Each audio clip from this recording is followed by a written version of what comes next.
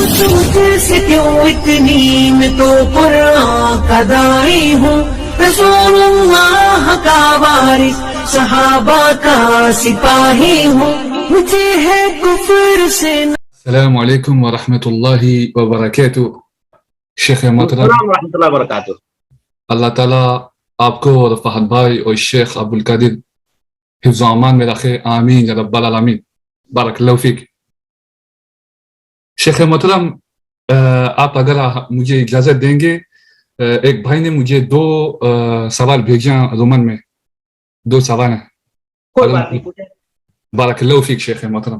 آمین. مزید چاہتا ہوں شیخ، میری اردو ٹوٹی پھوٹی ہے. وہ پہلا سوال یہ ہے شیخ کہ السلام علیکم شیخ، جیسے کہ ہم 4 رکعت نماز فرض نیت باندھتے ہیں، پھر ہم 2 فرض کر کے بیٹھتے ہیں، تو اگر ہم غلطی سے یہیں پہ سلام پھیر لیں تو ہم دوبارہ شروع کریں 4 فرض یا پھر 2 کی علیحدہ پڑھ لیں؟ دوسرا ابھی اسی پر ایک سوال ہی پر اتفاق کیجیے.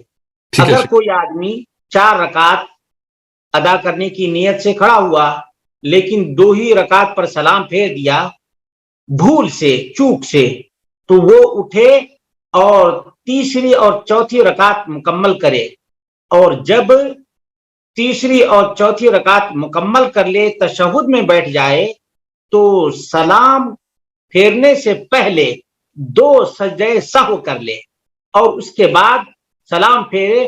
نماز کو ریپیٹ کرنے یا نماز کو دہرانے کی ضرورت نہیں، کیونکہ اللہ کے رسول صلی اللہ علیہ وسلم سے بھی ایسا واقعہ پیش آیا ہے.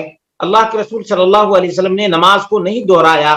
یہ بہت بڑا المیہ ہے ہمارے یہاں کہ اگر کوئی غلطی ہو جاتی ہے تو نماز ہی کو دہراتے ہیں، پھر سجدہ سہو کیوں ہے؟ سجدہ سہو اسی لیے ہے کہ غلطی کا ازالہ کیا جا سکے.